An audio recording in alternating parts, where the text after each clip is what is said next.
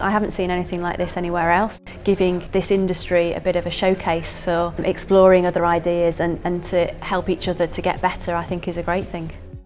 I've been to a couple of masterclasses with Scotland with Style campaign, and I took away a lot of confidence from them. The main messages we were talking about this evening, in terms of driving a people culture and embedding that within the organisation, I think really clear values, really understanding what engagement means to your employees, and not only just measuring engagement, but actually what do you do with those engagement scores. So there's been a few of our team members that have brought along this evening, sharing ideas, taking thoughts back to our organisation that hopefully we can learn from. She seems to have a great way of communicating Whitbread's policies and practice to her team. As a line manager, I think it's important to try and bring HR policies to life. So tomorrow I'll maybe look at the HR policies and make sure that all of my staff understand the core values. I think things like this gives people the opportunity to share best practice, to network and to understand what works for other organisations and, you know, borrow with pride, take those ideas and feel free to go and implement them. Good morning everyone.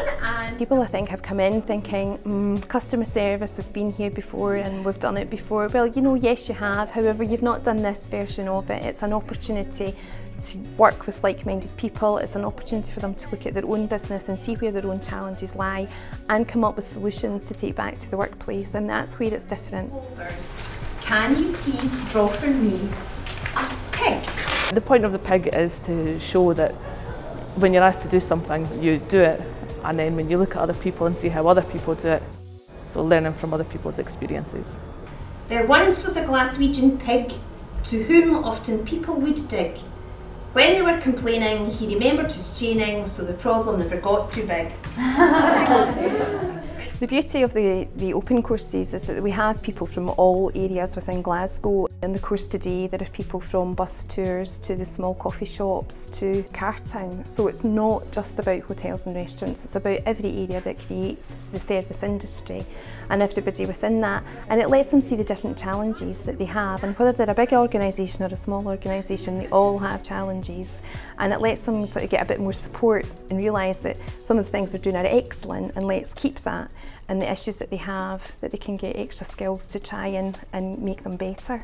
So thank you and good luck for the future. Thank you. Thank you.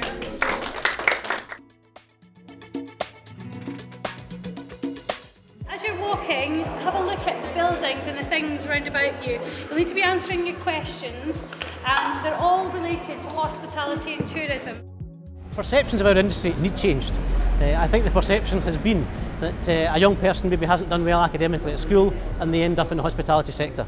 We need to change that perception. 1 minute to look around and then I think there is a key aim to the Glasgow Trail, and that is to try to make sure that we try to influence these young people as much as we possibly can to allow them to see and believe that careers in hospitality and tourism should be a first choice career. We're looking to showcase to these pupils that there's plenty of different aspects to hospitality, and that they can come to somewhere like Goma which may be challenging and show a completely different side to the city and gives an impression of the city as a whole and its culture. They're full of life, full of beans, full of energy, and if they leave at the end of the day as vibrant as they've started it off, I'll be delighted, because they will remember so much because they're participating in it. It's an active participative day. And you're going to go on now to the lighthouse, okay? So just have a look at the establishments, the restaurants, the attractions on the way, okay? These are all places where you could potentially be working in the future, so that's what we need to keep in our mind, okay?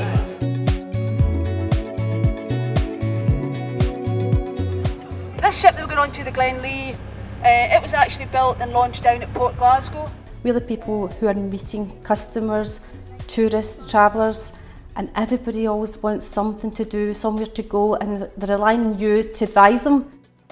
90% of the people that were on the tour today hadn't been in the attractions that we visited, so actually getting there, seeing the places face to face, knowing exactly what it's about, gives you the kind of confidence to tell a visitor to do something because you've seen it.